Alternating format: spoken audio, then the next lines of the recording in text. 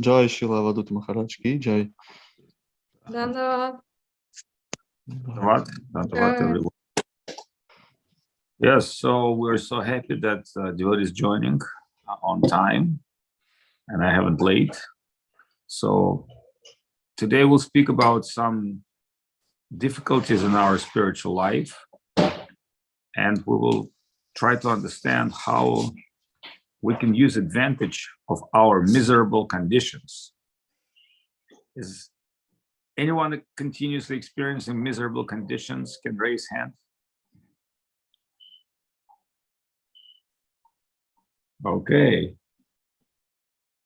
All right, so we got few souls that time to time experiencing miserable conditions. And the normal question is like, why? Why am I suffering? Well, obviously, one great man said, to make mistakes, to make an error is to be human. And to make mistakes and to learn from mistakes, it's a great value because Krishna gave us this virtual reality world for us to make mistakes and learn. But to make double, triple, quadruple mistakes and learn nothing from them means stupidity. Does anybody feel stupid like? Can you raise hand? Yeah, so I mean, we have to be self-critical. Otherwise, it seems to me that, everything I do is perfect. I'm perfect. The only problem is Krishna is not appreciating me being perfect, and others don't understand my genius. This is a very normal egocentric position of someone. And as we continue to delude ourselves, we continue to be present in illusion. So what is illusion? Illusion can call Maya, but Maya, it's something that also known as a servant of Krishna. So when you're in self-delusion mood with prospect that you will fulfill your inner self in a gross material world through the external senses and mind, that is called illusion.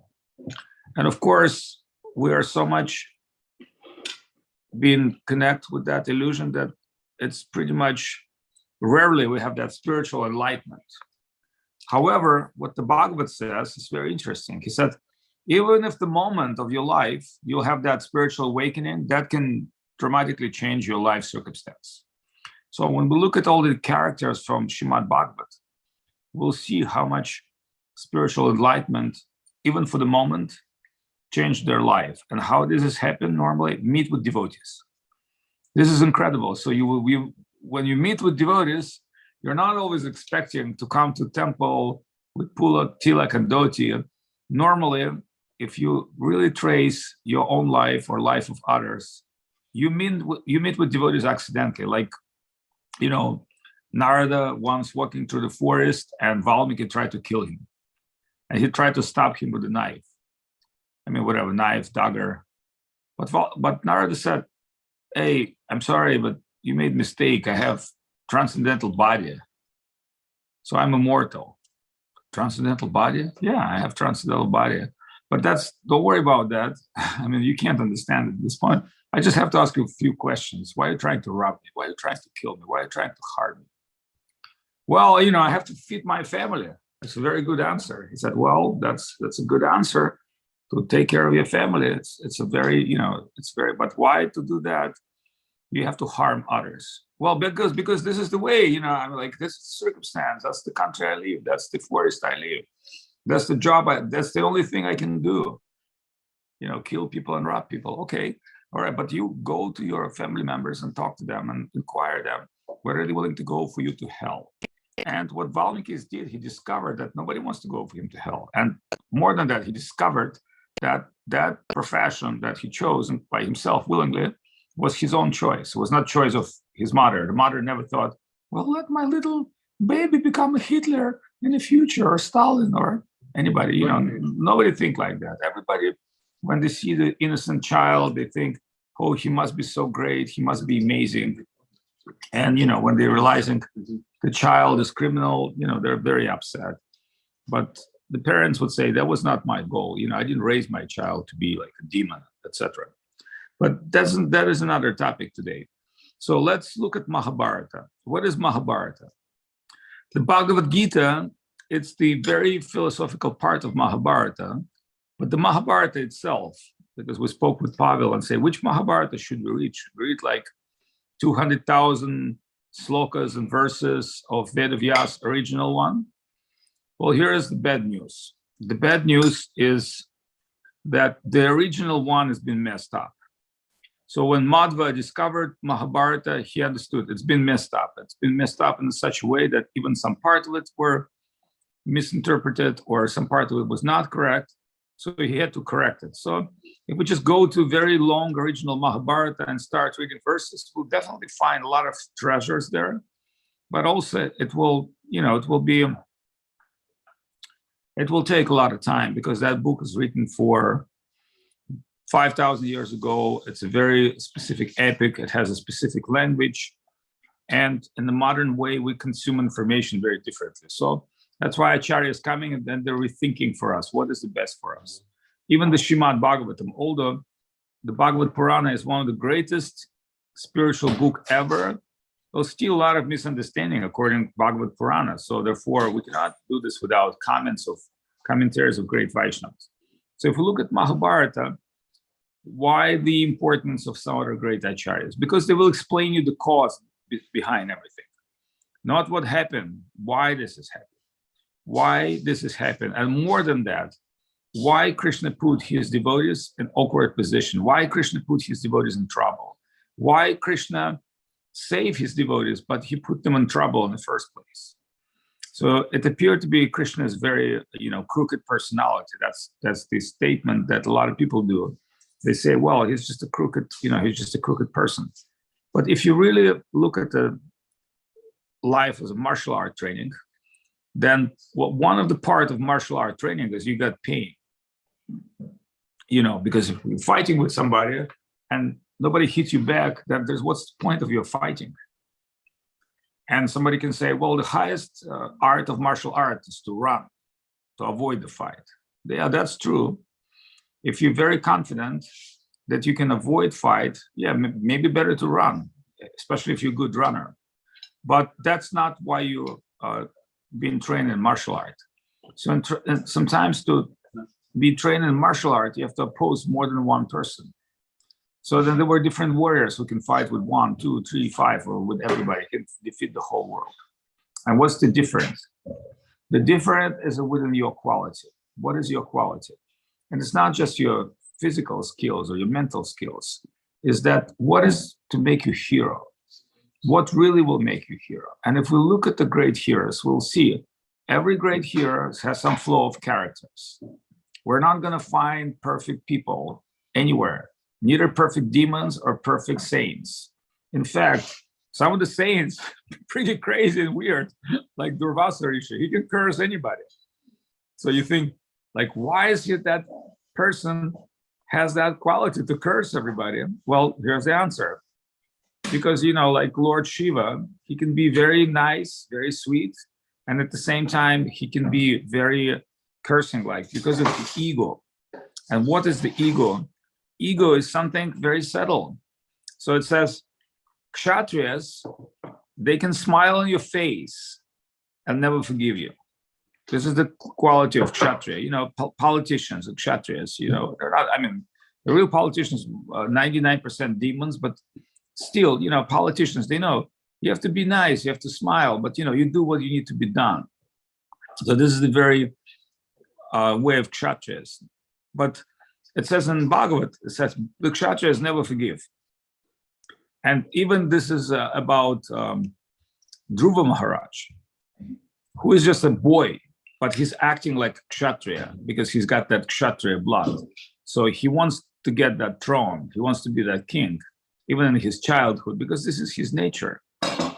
And when he devoted his desire, he's complaining to his mother, why I cannot be sitting on my father's, lap on the throne? Because she said, because you're not the crown prince, you're one of the members of the royal family, but you're not the crown prince. Your older brother will be the king. You'll never meant to be the king in this kingdom. Then his question is, well, if I cannot never be the king as a kingdom, is there any place where I can be the king? Or I can be made a king? So his mother said, yes, there's only one condition in this way. If you want to overcome your karma, then you have to go directly to Lord Vishnu. And Lord Vishnu, he can make anything. And he can make you, but before that, you have to become yogi. You have to become king of your own senses. Then Dhruva is perceiving towards this goal, and he faced so many difficulties, so many troubles. But he's very determined because he has very clear goal. So if we see Queen Kunti or the Pandavas or the great characters from Srimad Bhagavatam, every one of them facing difficulties, but every one of them using these difficulties to overcome them and to achieve perfection. And how do you do that? By surrender. That's very interesting, actually. There's no difficulties, there's no surrender. There's nothing to overcome, there's no challenge. So some people said, oh, Swami, where did you learn pranayama? I said, because of pain. Like, do you think I really want to exercise? You know, some people have fun to exercise. Some people want to have beautiful body. I'm not that kind of person. I know what exercise is, but I'm quite lazy and fat. But you know what? When I start feeling pain, that pushed me towards certain things I had to do in my life. So sometimes pain is a very good indicator that move us towards Krishna. In fact, if we really look at all the great devotees, especially great women and Krishna consciousness, like a Queen Kunti, then we can see how much they've been suffering and using their own conditions to go forward. And here is a very simple, very common explanation. You know, every woman wants to be like a queen. Like if you date a girl, or, you know, like you are trying to date a girl, you treat her like a queen, you give her the flowers, ice cream and coffee and gifts. And, you know, every woman wants to be treated as a queen. I mean, at least before marriage. But then, you know, after the marriage, you're realizing she's queen of, you know, a bunch of lazy fat guys and, you know, kids and people that try to explore and abuse her 24 hours a day, because kids, they don't care. They just want their own food, their own games. You know, kids with their false ego, they think world is meant for them. They think my father, mother is my slaves, my grandmother, grandfather, even more slaves of mine. You know, everything is meant for my enjoyment. I came here to enjoy to this world. Why I have to do something? And then when they're facing, you know, education, they start feeling, oh, I have to do things that I don't like. But anyway, that's, you know, women's position to be the queen. But, you know, the queen is also a big task. But what to speak about royal family? So like I told you one story once, I met Queen of Kerala, and she was incredible woman. And she told me how much suffering she had in her life. Think of this. After British invasion, they lost all the kingdom, all the wealth, everything. You know, they just, you know, the government give them some properties, but they basically lost all the control. Her brother died, her sons died. Like, she told me a story, like her sons died, her brother died, you know, the king. So she practically was like smashed from everything to nothing in her own life. And when I spoke with her, I thought, this is the most spiritual woman I ever met in my life. Then remember, like Queen Kunti, you know, she was very young and very beautiful, and she was very powerful. But by the destiny, you know, her husband died. Not only her husband died, she had to raise 5 kids. Not only she had to raise 5 kids, she knew that raising these 5 kids, she's every day in danger, because her family members hate them. Why they hate them? Because they're the original, you know, the throne claimers. They're the original kings. But, you know, because they've been raised outside of, you know, political system, they were not in charge. And their family opponents knew when the come time, they have to transfer the power. And nobody likes to transfer the power, especially willingly. So even in such a time as Dwapara Yuga, when Krishna appeared, we can see people had duplicity in their minds. You know, everybody had some good qualities, everybody had some bad qualities. And when it was like a magnet, when it comes to your own ego, self-interest, you want to display your bad qualities. Like, so we can see the Queen Kunti, she in numerous times were risking her life, risking life of her sons. Many times were humiliated. Many times was on the verge of death. In fact, what the Pandavas say, they say very interesting. They say, please don't tell everybody that we're Krishna's devotee. Like everybody say, like, why? It appears to be that you're supposed to be chanting Hare Krishna, be happy, you know, dress nicely, come and tell everybody about Krishna. But the Pandavas said, no, please don't tell everybody we're devotees of Krishna. Why? Because if they look at our life, how we lost our kingdom, how we had to struggle, suffer, and how much pain we had to tolerate, then people say, what's the point of being devotee of Krishna? If a king being devotee of Krishna so miserable, why not to become devotees of Shiva, like Shishupal, Dantavakra, and all these demons? It sounds like they're doing very well. They have wonderful, places, power, servants. They worship Shiva all day and night, and they're enjoying the results. Yes, there's one problem: they hate Krishna, but it's okay. Like Shiva is the god. Why not? So then Queen Kunti said, "No, you can't proclaim us devotees of Krishna." That was one reason. The second reason was that she never thought she's real devotee. She thought, yes, we have some appreciation to Lord Krishna, and he's for some, way he's been our, family member, accepting us, but we don't have any devotion to him. Like we're just a mundane people, we're just mundane kings. We're not saints. We're just struggling for money and power. And how can we call ourselves devotees of Krishna? And if we would be real devotees of Krishna, wouldn't we really care about all the things we're suffering for? Because real devotees of Krishna, he's never contaminated by anything mundane. So if you give him, billions of dollars or gold, he will give it to Krishna back. He will not accept it for himself. And if he has nothing, he still would be the most happy person. That's actually the quality of devotee. If you really look at who is devotee, then somebody will say, well, here's the qualities of devotee. He's always peaceful. He doesn't criticize others. He's always satisfied, like Atmaram.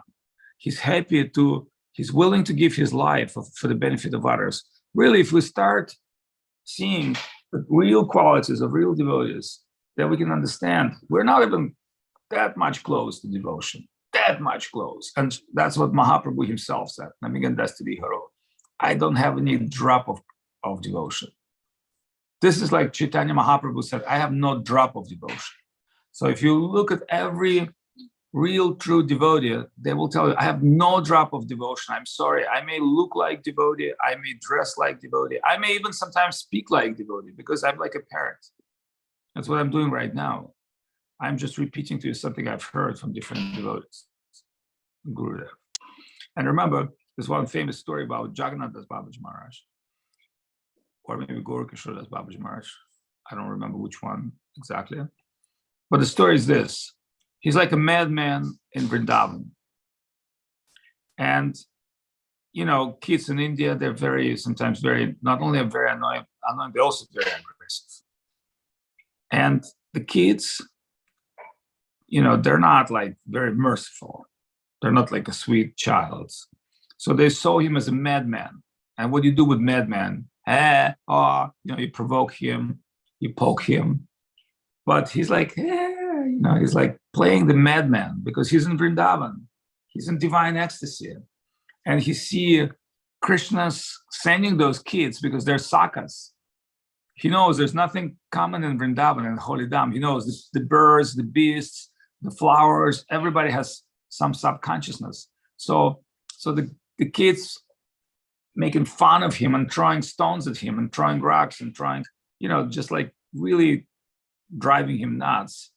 And he is so much enjoying this that he say, oh, Krishna, please tell your friends to get away. Otherwise, I go to complain to Mama Yashoda. So the horrible circumstance of being humiliated, he transferred into the highest pastimes of Mother Yashoda. She's Damodar. He's saying, hey, I'll speak to Mother Yashoda and she will bind you by the rope. She's going to kick ass of all your naughty friends. So this is divine madness, because somebody humiliates you, somebody throwing rocks at you, somebody like, show your faces. And you feel like, hey, Krishna, I will complain to Mother Yashoda. This is amazing. And we can really say this is most incredible. We never could expect the saint to be like that. But this is the real way to see your life circumstance through the divine vision of Krishna consciousness. And of course, there are even worse stories, like Maharaj Parikshit. He is supposed to die. So if somebody will come to you and tell you, well, by Krishna's mercy, you're supposed to die in 7 days. You're like, what? Am I supposed to die in 7 days? Yeah, I'm supposed to die in 7 days. Then they told Maharaj Parikshit, but you know what? That Brahman that cursed you, that Brahman boy, Shringi, we can neutralize his mantras. And because we have also qualified Brahmanas, the problem is he has to die in 7 days. Then Maharaj Parikshit, being a very critical person, thought, no, that's my fault. That's not the fault of a child. I don't want to be cause of the child Brahmana death. Although I'm the king, it's time for me. And I'm grateful to this circumstance, because most people die, they don't know they die. At least I know I have 7 days. So that means, I need a couple hours to fix my business, to put in charge the next empire, to make a coronation, to make all the ministers and all the people to be loyal to him, to establish the succession. I need some time to give instructions how to run the kingdom to my ministers and to the new king. And that's going to take some time. And most like, I need some time to get to the bank of Ganga. Where did I go? I go to Haridwar, Shukratala, that area. Why is that? Because that is the best place on the bank of Ganga to be fully detached from anything mundane. I don't want to die in my own house. I don't want to die in my own palace with my own children, queens, and servants. I just have to go alone. And I don't need any longer my sword, my royal, medals, and the opulence of the king, because I'm no longer king. I'm just no one anymore at this point. I'm a dead body. In 7 days, my life will finish. So think of this. But somebody will tell him, like, look, what about Krishna? It appeared to be you're a devotee of Krishna, but Maharaj Parikshit said, look, I born out of Brahmastra of Ashwatthama. I was killed in the womb of my mother. Krishna saved me.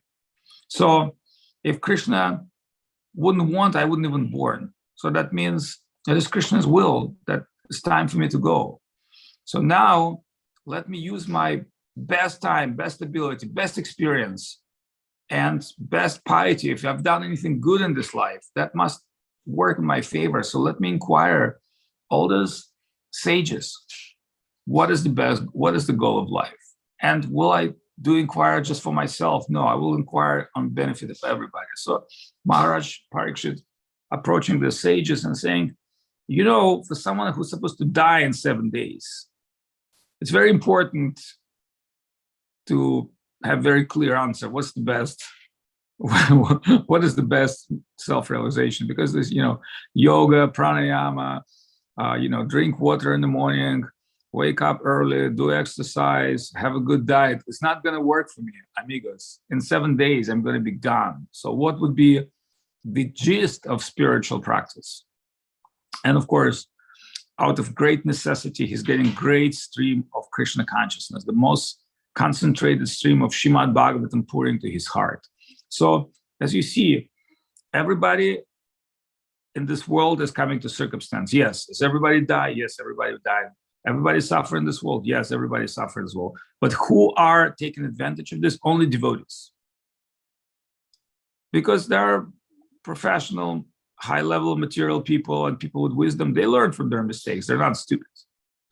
But only devotees take full advantage of their life troubles. In fact, Vipadastavatat Shashvat Tatra Tatra Jagat Guru Darshana Bhavatam Yasyat Apunak Bhava Darshanam. The Queen Kunti should say, if I'm just in my peaceful, fear-free life, I can't really remember Krishna. Please send me more trouble that I always at your feet and I always surrender. This is something very absurd because normal person will say, well, I really need peaceful, if I can have money in the bank and I have a little house in Italy with a mountain of Mediterranean Sea and food store and, my refrigerator and enough money in the bank, a little car, and, and time to time I have to go to a village market and I will enjoy, some pizza and pasta and restaurant. At these conditions, I'll be happy, retired and chant Hare Krishna and watch the Zoom with Avadhut Maharaj time to time. And that would be my real goal to, be fully,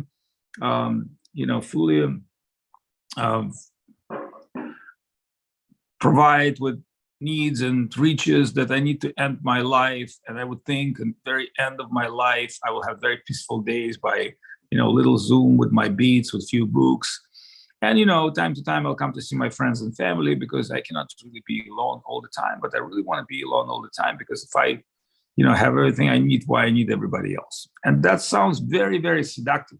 At least I think like this sometimes. I say, well, it's just this Hare Krishna, how much I can take it myself, how much can I, run this organization.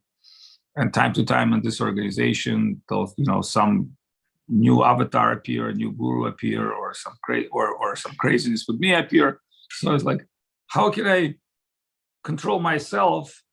And then also being in such trouble, how can I control others, which is almost impossible.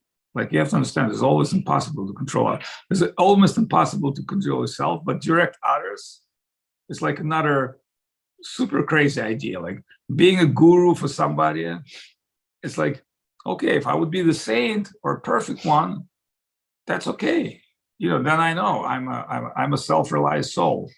But in my condition, to have problems with my own spiritual health, how can I cure others? But actually, this is not truth. This is very, mundane thinking. See, because we're not really can do much with ourselves. We can just offer to Krishna to use ourselves. See, Krishna said to Sanatana Goswami, you don't have to commit suicide.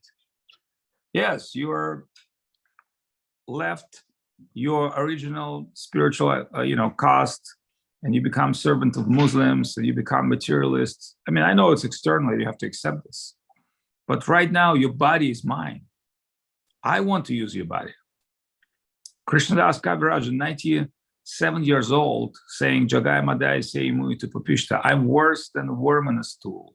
Anybody will, mention my name will be contaminated. And 97-year-old or 87-year-old, I'm writing Chaitanya Charitamrita, my hands are shaking. But I know Mohan Mohan does it through me. So it's been very clear statement. You offer yourself to Krishna, and Krishna will use you when you need it, just like a hockey player. So sometimes people think, when my lead will come? Well, you sit down at home, you read the book, you chant the Mahamantra, you hear Harikatha. But one day, when you accumulate all your wealth, Krishna will tell you, okay, talk to this person. And one day you'll meet some sincere person, whether it's your student or friend or somebody that you know.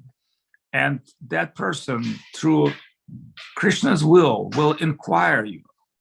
And you'll start speaking to him. And you'll be completely amazed what kind of stream of divine nectar coming through your heart to his heart. And both of you will be completely fulfilled and satisfied. And that has nothing to do with you. Because you would say, I never expect that I have so much treasure in my heart. I never expect that I even knew something what I've said to this person. You know, when I've said to this person, I didn't even feel that he understood me, but I understood myself. So this is the power of preaching. This is the power of sharing with devotees. But before you preach and share, you have to have something in your heart. So that's why we are basically can justify our couch Krishna consciousness. Okay, we're on a couch, we're on a Zoom, we're hearing, we're chanting. We might not, using this on a very practical level today, but one day, time will come when you will see the power of Krishna consciousness. One day, time will come when you see power of devotion, and one day you will clearly understand it's not coming through you. It's coming. You are the elementary. You're just ghost. It's coming through you. You're the wave of Krishna consciousness come to your heart, and you feel so much joy, so much satisfaction. And that will come in certain conditions. So don't think suffering or enjoyment or anything in this world has no purpose. Otherwise, why God is the best drama maker? He's the best, he's the best drama writer. And your drama written with both, with God and yourself. And your drama written by your stupidity, which is very, very normal. But, Krishna adds, just like editor. Okay, you're like, and then I'll do this. And Krishna say, well, obviously you're going to lose everything, but I will give you this. And then you say, and then again, I will resurrect. And again, I'll try to become king of this world. And Krishna say, and again, you'll fall down. And again, you'll learn this. So it's like, you're writing your own stupid life, and Krishna is always adding elements. Okay, by doing this, you'll suffer, but I'll give you this. I'll give you that. I'll give you that. I'll give you that. So the both you and Krishna, you're the writer of all your drama through your own previous lives and deeds, but Krishna is always editing something to save you. And Krishna knows without trouble, there's no spiritual trouble. So there's no surrender. You need to have surrender. You need to have necessity. Remember, necessity of the mother of invention. So if everything is good in your life, if you don't have inner hankering, inner fulfillment, why you want to be devotee of Krishna? Just be hardcore materialist, enjoy physical things, believe in things you can see and touch and feel and smell, have some of your mental projections. Why you need Krishna? You only need Krishna when you're fully frustrated, you're not satisfied with yourself, you're not satisfied with this world. You're going on some deeper level, and then you feel, okay, this is the level of fulfillment, this is the truth, this is the reality. So that is my short presentation to all of you. And at this point, I'd like to take some questions. And as you understand, the reason I'm sharing this with you, because it's all truth and it's all important. So if you look at great devotees in the books of Mahabharata, Chaitanya Charitamrita, and Srimad Bhagavatam, and all other scriptures, you'll find that their life was a lot more challenging than our life. And that's the reason of their spiritual journey success. So we're all on a journey, and this journey may continue for billions of lives. By the fortune we met today to discuss that, and we don't know, maybe our journey will continue different ways. You can die at every moment. You can, things can happen, tomorrow. This, beautiful world can turn into World War 3, 4, 5, 6, 7, 8, 10. Any questions? Maharaj, question from Maharaj, devotees from Kisirni. есть Dandavat Gurudev вопрос and, от and all преданных the из Kisirna. assembled devotees. We often sing the song jiv-jago. Could you tell what means to Мы awake часто in слышим this песню song? jiv-jago. Okay. Well, sometimes Descartes, the French philosopher, according to Guru Maharaj, he said this world is a dream and a dream. So when we go to metaphysical study, we see that we exist as material reality, virtual reality, in a dream of Mahavishnu. Mahavishnu is dreaming. This is not reality that is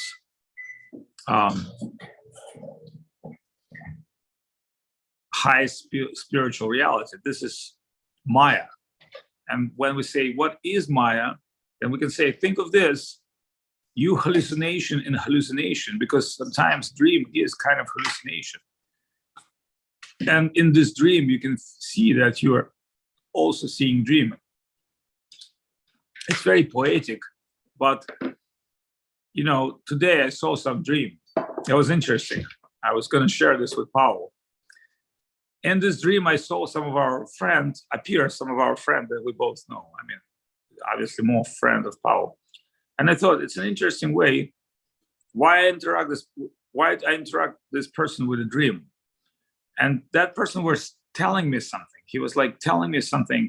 I don't like, right when I wake up, it was very clear. Now I don't remember, but I remember I've seen this person, and he was explaining me something. And somewhere in India it happens, or some other place. It was interesting. So and I thought, what is the meaning of the dream? Actually, we all know this person. I saw him in a dream, and he was trying. Not that I was not trying to tell him something. He was trying to tell me something. Share. And I thought that may not have so much sense to me. Like I didn't thought that was something super valuable, but this is a situation. So then I wake up and I look at the alarm clock, and I realize there's 5 minutes from Arati. And after Arati, I realize there'll be, you know, a Zoom within an hour. And I thought, well, what am I supposed to be talking about?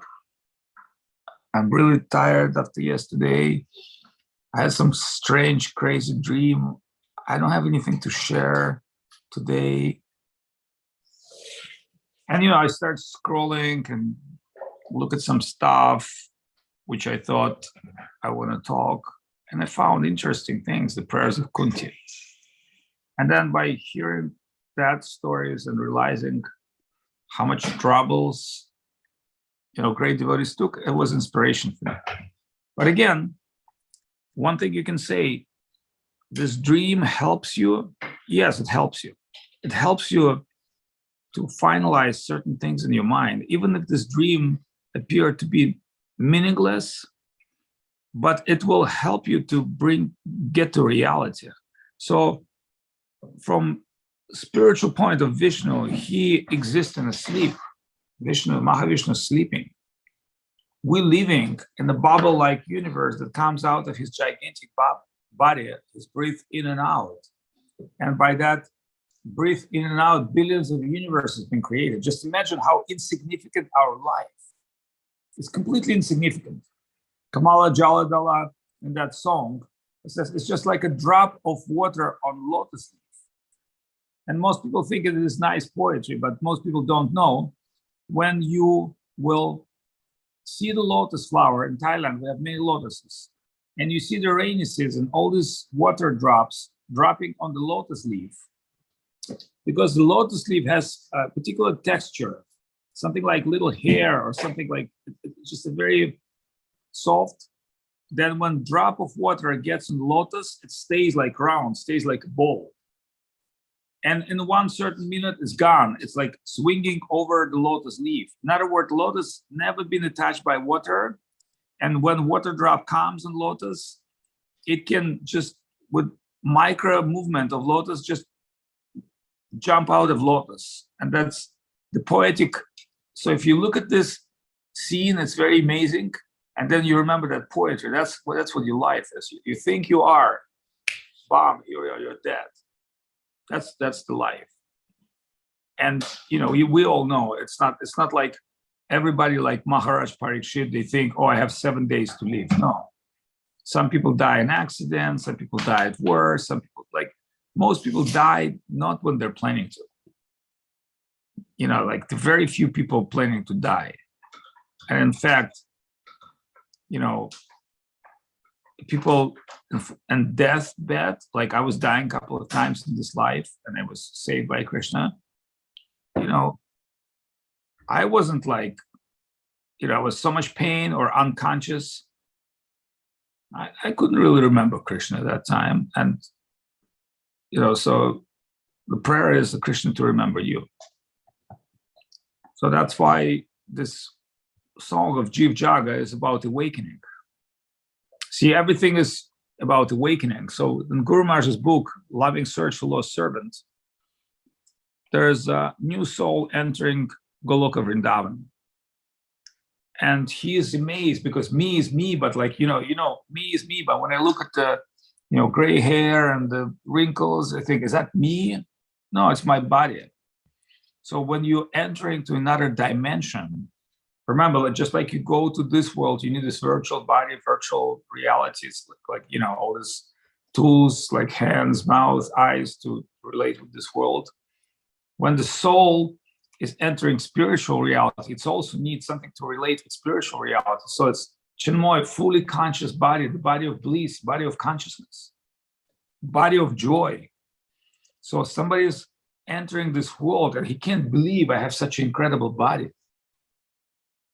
And then he sees Krishna and he can't believe all these eyes, the senses is fully direct on Krishna and have complete different experience, the experience I never experienced before. Obviously, there's some devotion must be there, but not in a deep way that you're experiencing such a deep, transcendental feelings, because for transcendental feelings, you do need transcendental body. That's one of our teachings.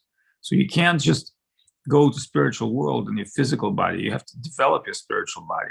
But what's the spiritual body, you will fully experiencing in that world, just like when we fully experience things in this world.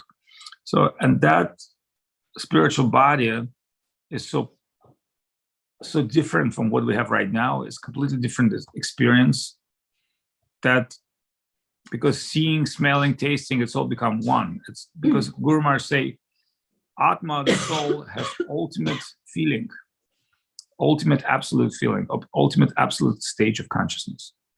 So it's very difficult to understand from our perspective. I'm no one to claim that I know what it is, but this is just like a dream. Sometimes in a dream you feel some incredible joy and experience, but that will be a reality.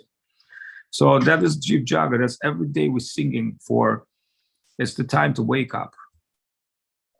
And how do we Gaura Chandra Boy, that Mahaprabhu is coming? Mahaprabhu coming to wake up everyone. It was not happening in other yugas. Don't think in any other yugas you'll get as easy to lotus feet of Krishna. Even the Krishna, when it was here, very few people can get with him. Only when Mahaprabhu came 500 years ago and started Sankirtan movement, that Krishna Tattva came available to us. Otherwise, it was kept by secret property by devotees, highest of bhakti yogis. There were always saints, there are always devotees, like how many devotees we had in Soviet Union. Yeah, Goswami Maharaj came, the Ananta Shakti, few guys. So there was like one time in Soviet Union were like 5, 6, 10, 20 devotees. Then the perestroika came and there was like from 5, 6 to 100, from 100 to 1,000, to 1,000 to 5,000. So if you say, how many devotees right now of Krishna in Russia and Ukraine, you can say, well, maybe 10,000. And of course, and you can say, well, how many of them are realized devotees? And you can say, okay, according to different level of their participation and their study and their fortune and their preaching, yeah, there are definitely some very, well-versed devotees. Like I look at some of the ISKCON lectures and I can say they grew up a lot. Specifically, this ISKCON preachers, the way they grew up, they start reading our books. They realize that they can't just be in a particular corporate, shell. So they're reading our stuff because I can hear what they say and I know what they're getting from. So that's, very wonderful. But, we can also get things from them. It's not just like, oh, they're getting things from us. Of course, they're getting things from, we also can get things from them. That's an exchange. And of course, we're in an exclusive mission with Guru Maharaj and Govinda Maharaj. And, people like Goswami Maharaj, they're mining the spiritual wealth. But I can say one thing. So far, we're so lucky that all the archive of Srila Sridhar Maharaj online published in Russian. It hasn't been published in English. It's been published in Russian, and in years we've done very good work with that. So anybody wants to, has access to this archive, he can just go online, see the transcribes, hear the sound, hear the voice of Guru Maharaj, and appreciate his brilliant ideas. So that was a great collective spiritual work, which I hope it will remain for thousands of years, because we don't know how long the temples will remain, how long the Russia will remain, how long this will remain. But we know one thing: what we've done with the books and content, it will remain. But of course, why are you singing the song every day? Because you're practicing. I'm practicing. We're all practicing right now. So we're not thinking, hey, I already sung this song 50 times or 500 times or 5,000 times. It's not about, in army, you're singing song every day.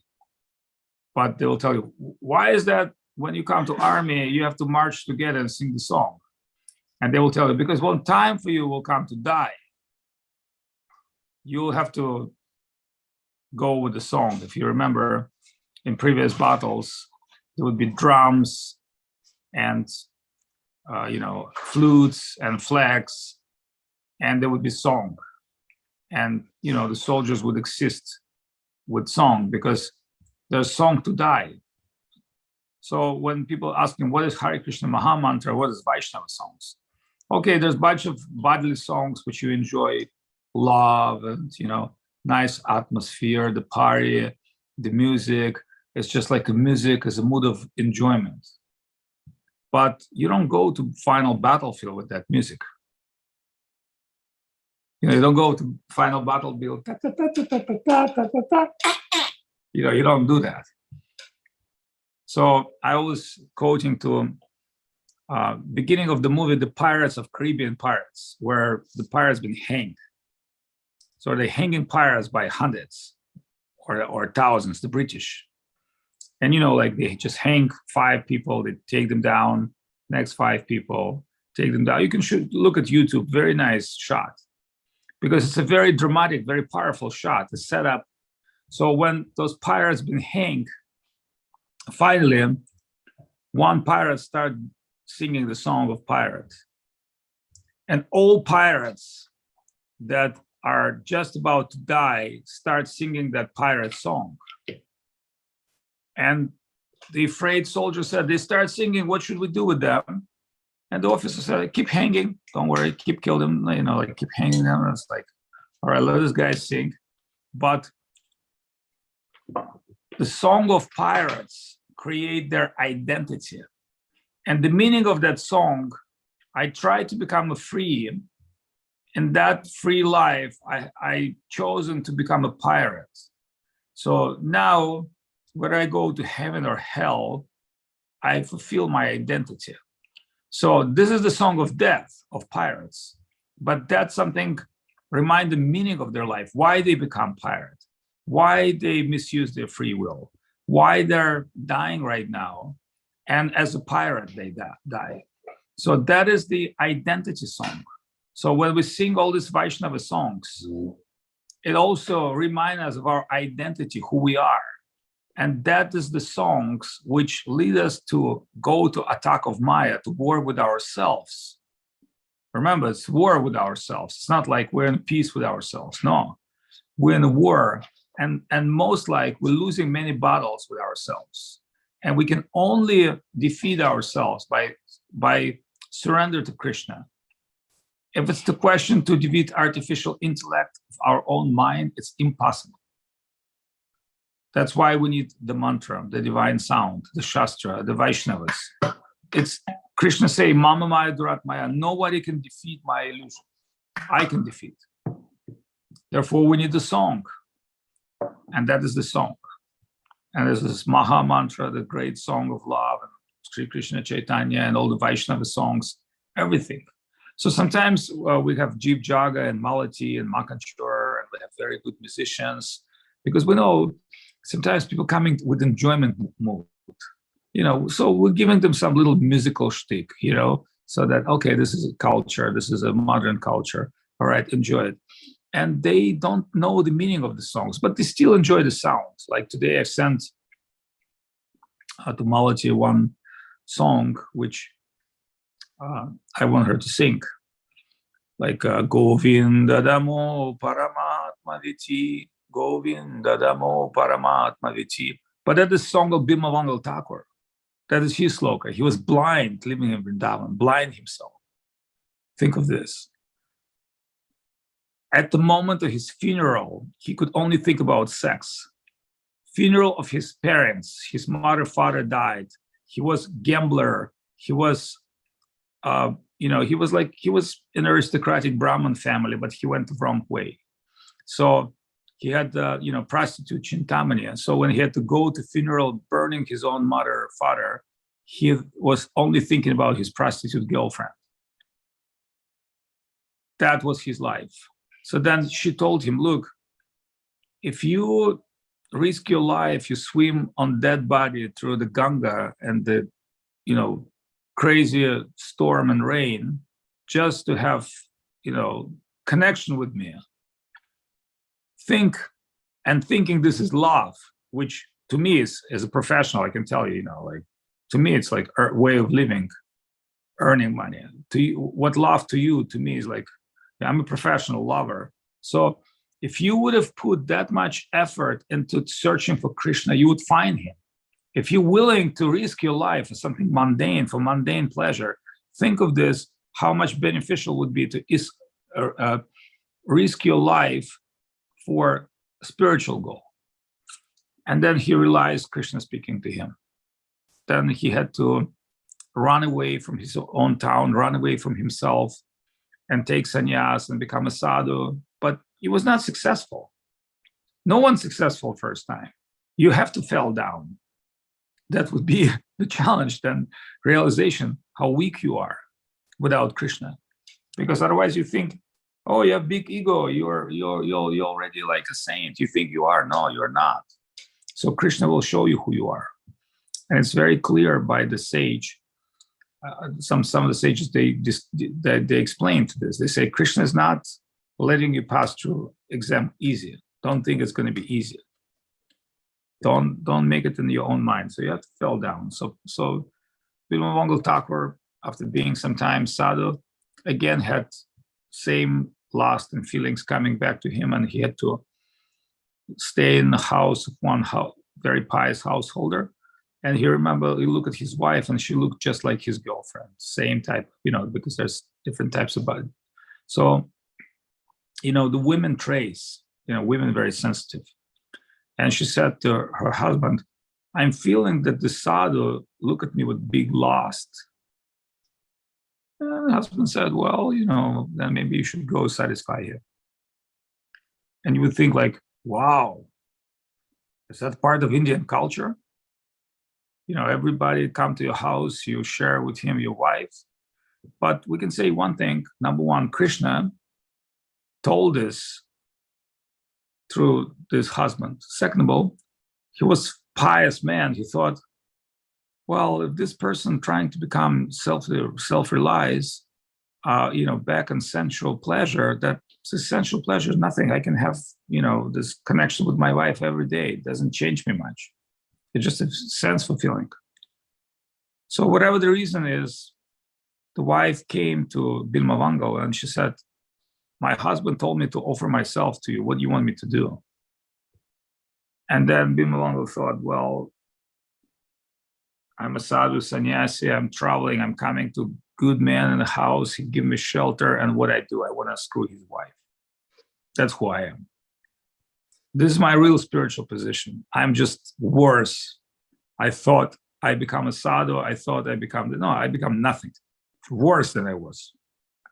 It's just like one of my famous serial called Breaking Bad, where you are for good reason, but you are getting worse and worse and worse day by day. So if anybody haven't seen Breaking Bad, they should see it. Because what I like about that masterpiece of cinematography, it's not that it's very watchable. It's like how you degrade out of good purpose. It's called path of self-destruction. And don't think this happens on spiritual path. This also happens on spiritual path, because everything we're trying to do with our ego perceive, it appeared to be, we're doing something very great, but ego is growing, and Krishna show you, okay, that's what you are.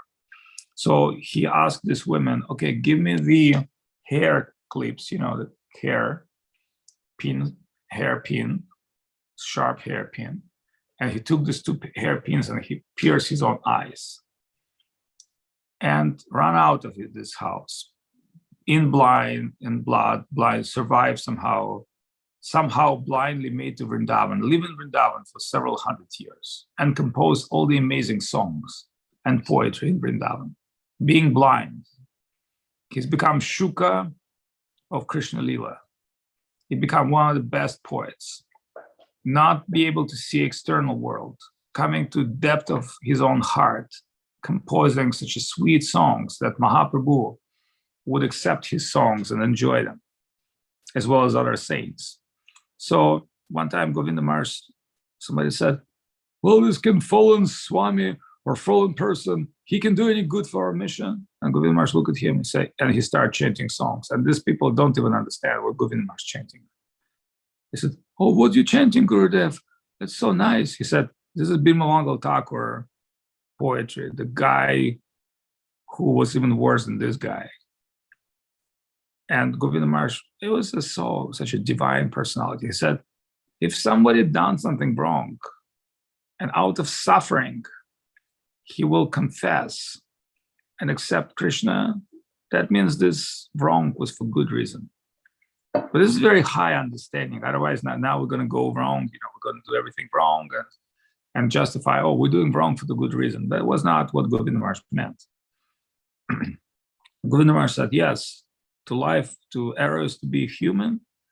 But sometimes when devotee make mistakes and Krishna punish him and he suffers, maybe Krishna will give him some great reward himself.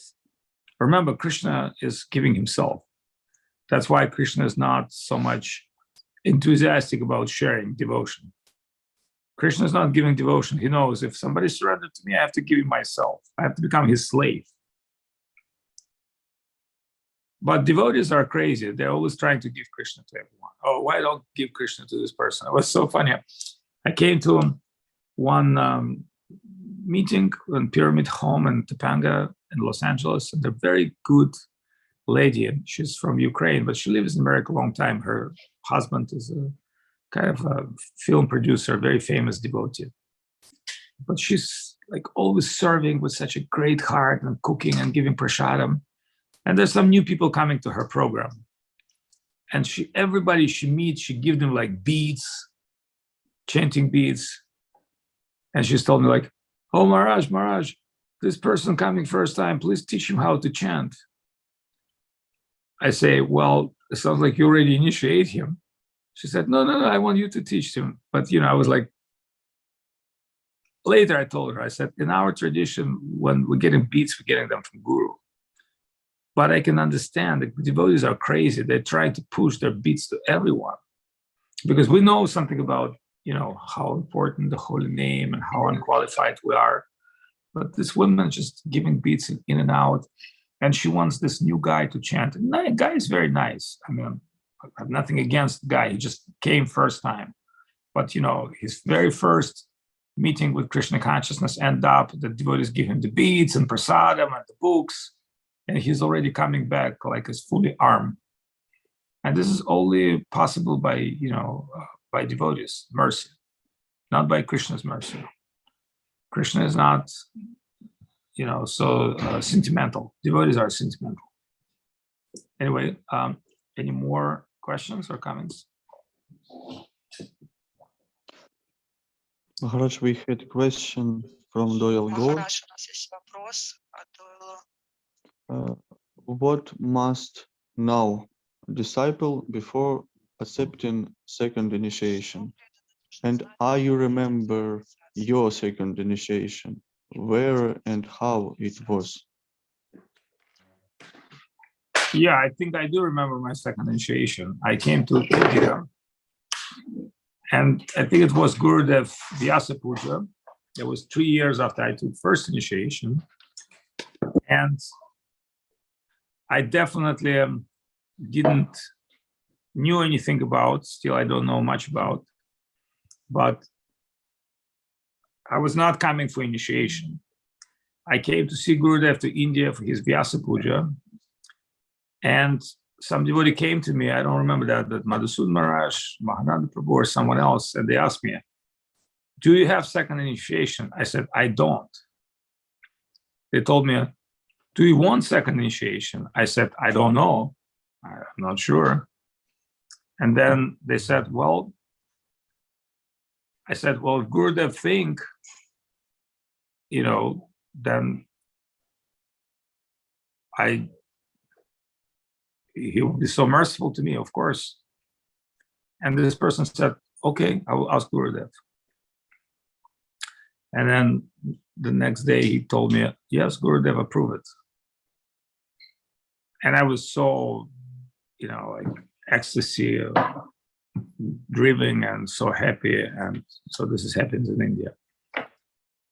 So what it tells that you're not trying to calculate things for yourself. So normally we're giving self-initiation to some qualified people of necessity of service. Like for instance, recently I gave second initiation to some new guys because they want to be pujari and, agoi place, a new temple we're trying to develop.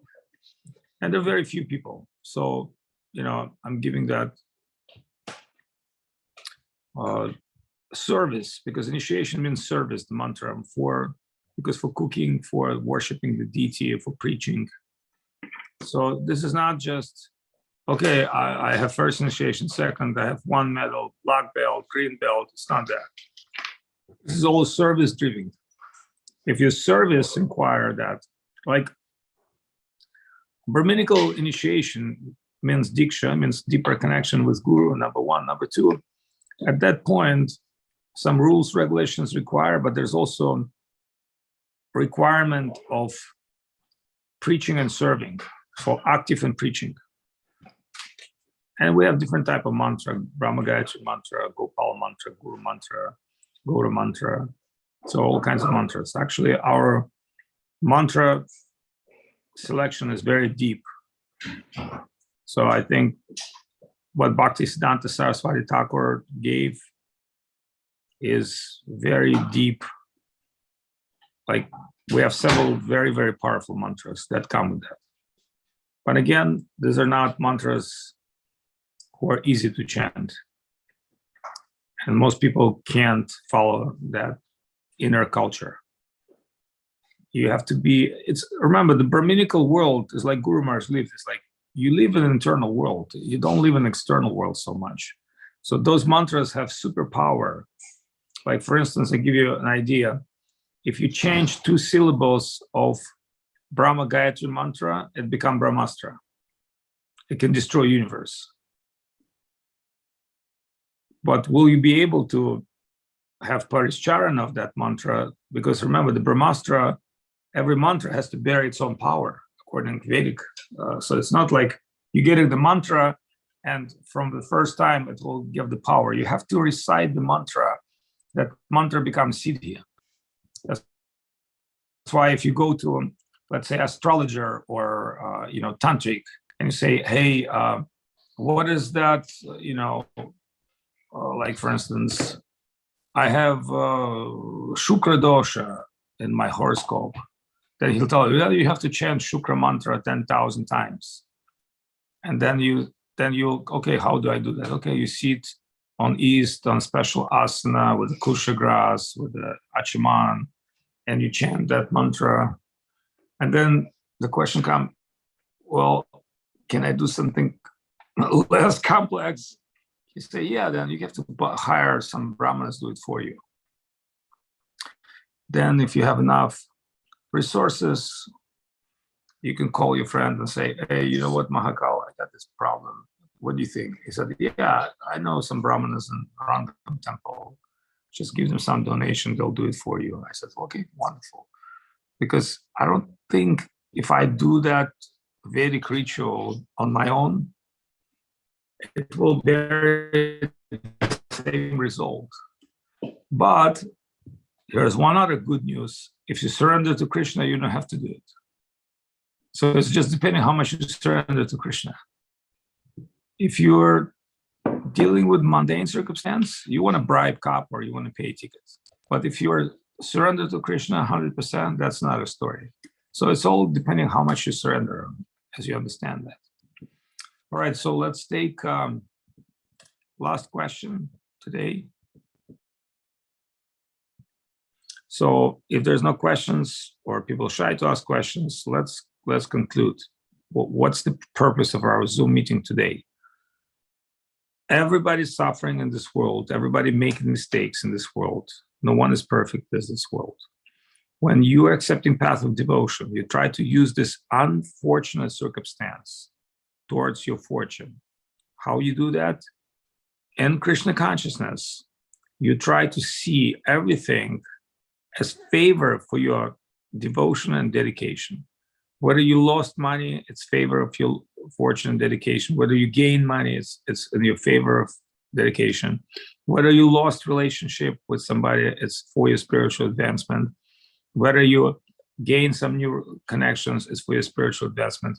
Because in spiritual life, you don't look at what comes to you. Like, when you trade stock or you trade currency, you don't look at the waves and trade. You look at where this trend is coming for. Where is the profit? Otherwise, you buy and sell and you lose the money. That's how people lose money in their trading business, because they don't understand. It's not about market coming up and down. It's about where it's heading towards. If it's heading towards success, then up and down must be there. And again, it may be looking like it's heading up, but the trend is down. I'm degrading. So it's also interesting that the trend can go neither way, up or down.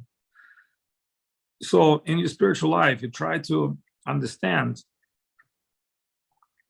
the goal of life is self-realization. On this path of self-realization, you may win or lose, but if you start that's why Krishna said you should treat this equally. That means like you should be stupid. Means like, okay, I've lost an exam. I haven't learned that lesson, so I have to come back to learn the lesson. Or I passed the exam, very good. That means I've learned something. So it's all by Krishna's will. Krishna will show me how strong I am, how weak I am, and don't try to judge yourself. Let Krishna and Guru judge you, because if you start judging yourself, you're in big delusion. So don't be in delusion judging yourself. Try to use good and bad in Krishna consciousness. And don't try to disturb others. Don't try to criticize and blame others. Don't think, oh, it's a very bad Putin and a very, bad Biden, and a really, if Trump comes, my life become much better. Yeah, maybe your material life become better, but it doesn't mean your spiritual life become better. So in the worst time of worse Putin, Hitler, Stalin, whatever you are, whatever you face, whatever kingship you face, or whatever war or peaceful time you face, don't try to apply to the environment. Don't try to blame the environment. Always blame to yourself. And always think, okay, this is a circumstance. I have to try to practice. All right, Krishna put me in this circumstance. Let's see how much real I am. Okay, I'm not so real. My faith is not strong. My character is not good. I'm weak, but it does not mean I have to give up Krishna consciousness. Like, you won't believe how much time I was trying to give up Krishna consciousness. Like, hey, I cannot really be guru of these people. First of all, I need guru myself. Second of all, how can I be guru of these people? Like, how can I help these people? But you know what? When you start speaking, you realize that you can help people. You can be helpful, even if you're not so great, because just follow your service, your duty will make you a helpful person. Of course, you try to, avoid mistakes, and, you don't have to explain everybody your imperfections, because everybody's imperfect. But, try to help people, try to serve, and you'll get some energy coming through you. So if you try to do nothing, nothing will come to you. So try to do something. The Gurudev used to say, something better than nothing. So when we started building Vrindavan Museum, some devotees complain, oh, Avadhut Maharaj just took over the Vrindavan. Avadhut Maharaj took over Vrindavan. Like, some people, thinking like this. Russians took over. They're coming. Yeah, we're coming to clean and to, worship, and we're coming to protect our temple. And I spoke with Goswami Maharaj. I said, why is that when you try to do something, people complain? And Goswami Maharaj told me very good. He said, because Gurudev said, look, something better than nothing, because people in their mind and imagination, they think everything needs to be perfect. They're not thinking I have to be perfect. They think about others. Whatever others do has to be perfect. But Gurudev said always something better than nothing. So Goswami Maharaj is a very clever man. He said, but some people say, oh, nothing better than something. Like, let's just preserve the way it is. Let's just not touch it. Yeah, sometimes it's good. Sometimes it's good just to preserve the way it is. It's good. But sometimes it's require, some surgery, some move, or some action, thoughtful action, not whimsical action. And for some people, especially in religion, it's very, very, very difficult to accept, because religious people are normally very conservative. And there's reason for that. But at the same time, religious people, they're also very proactive. So being, in this development for some time, trying to go on with our spiritual life, we always have to remember Krishna. We always have to try to go on with our spiritual life and try to encourage ourselves and try to give enthusiasm and faith and support and say, how can I help? How can I be a well-wisher of this person? Should be our spiritual attitude. So it is very important to keep that spiritual attitude towards devotees, and that will create a less aparad and offenses. Remember the two main offenses to holy name, one of the Guru, Avagya and Sadhuninda, to not follow the instructions of Guru, and second is to criticize saintly persons. So if Guru told us you have to chant holy name, yes, you have to chant. Whether you qualified or not, you try. If scriptures tell don't criticize other devotees, don't criticize other devotees. They do whatever they do today or tomorrow. Today they do something great, tomorrow they do something horrible. But that's not your business. You always say, okay, Dandavat, Haribol, Dandavat. Like, you don't have to participate in their craziness, but you don't have to criticize them and say, yes, well, most world is going crazy. Maybe this devotee has bad time today. Maybe tomorrow he will have good time. He's a good soul, I don't want to criticize him. And this was a big problem in some other Vaishnava missions, when they would try to raise everybody to same standard. Oh, everybody has to be saint. Prabhu, how many rounds you chant? Prabhu, how many principles you follow? Prabhu, how many? And Govinda Maharaj said, not everybody the same. One person is 1% Vaishnava, second person 10% Vaishnava, some people 90% Vaishnava, some people 100% Vaishnava. Govinda Maharaj said, our teachings of our gurus about gradations. Like even in the Bhagavad, you'll see different sages. They have different power, different position. And in fact, each sage looking to recognize who is higher than him. He's not so much inspired to know, oh, there are a bunch of people lower than me. I'm higher than some of these neophytes. That was not sage's approach. The sage who has the brain to understand, I'm looking for a higher association than myself. That will make me, and I can help others. Obviously, if this person coming with a simple question, I'll try to uplift him. So that is the Guru Maharaj's example of Napoleonic chair. When Napoleon were claiming through mountains, it was freezingly cold in mountains, and his army almost died. So then Napoleon realized the chair. He said, everybody should sleep on lap of everybody and warm up everybody. Because that's how you get, and I remember when we were in Himalayas, That's how we used to sleep in dharmasalas. So we used to rent very cold room, very cold in Himalayas, like beginning of season, almost like snow, still snow is coming. And there's no heat, of course, because there's no, you're not going to heat room in Himalayas, because the upper mountains, they're only using this place for summer. Summer, it's nice. But when it's beginning of season, it's damn cold as winter. So we would come to that very cold room and we would travel all day and we would be super cold, but we would join all the beds together. We put all the blankets, like 5-10 blankets together over us, and we would sleep together and each one would hold each other. So it's just like almost like you're sleeping with your wife. And because of the blankets and others' bodies, we felt warm. That's the only way you survive. Sleeping together in the same bed and using your body heat to heat up your own self, and somebody's heating you. So that is the way devotees are supposed to survive. They should support each other. And that's how we'll continue our spiritual journey in this cold world. So my Dandavat Pranam to every one of you. I wish I could answer more questions. It's 10:17. I still have to go for another 40 minutes on Russian Zoom. Please engage me more in English-speaking media, English-speaking world. I'm thinking of, if I'm somehow lucky, I may do like one class in English, one class in Russian every day. Maybe that's too much, but we'll see. I'm always inspired to speak in English about Krishna consciousness. In this case, I'm learning Krishna consciousness and I'm learning English, both. So, and learning is a great process. It brings great fulfillment. And also when you're relate with people, you're helping them. So it's like you're doing three things.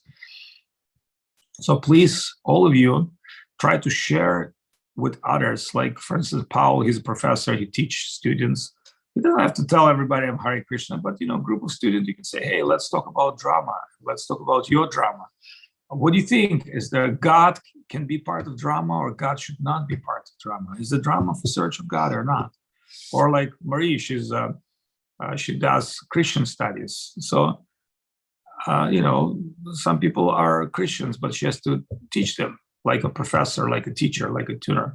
But, she also can teach them from universal Krishna consciousness point of view without disclosing Krishna to them. They may not qualify for that yet, but, you share with people according how they will react. And then somebody you won't believe, you have to tell about Krishna. And whether it's going to work or not, but, it might work. So please try to share with others. This will be very important for you, for your spiritual growth and development. Preaching is very important. Sharing with others is very important. And of course, you can easily come and share with devotees. Like you can come to temple, to the program. You can stay with devotees, drink some tea with them, maybe before program, after program. You just can't go to temple, arati, and come back. You have to hang up with people. You have to become their friend. You have to to know their heart and to share with them. And you'll find they're incredible people, and everyone has a unique story. If you just ask them, how did you get to Krishna consciousness? You'll get the drama, believe me. It's like, it's so amazing. So in this case, my Dandavat Pranam to all of you. I see Ramananda Das in San Jose. I haven't seen you a long time. Sounds like he lost a lot of hair over time, but he looks very jolly, very happy.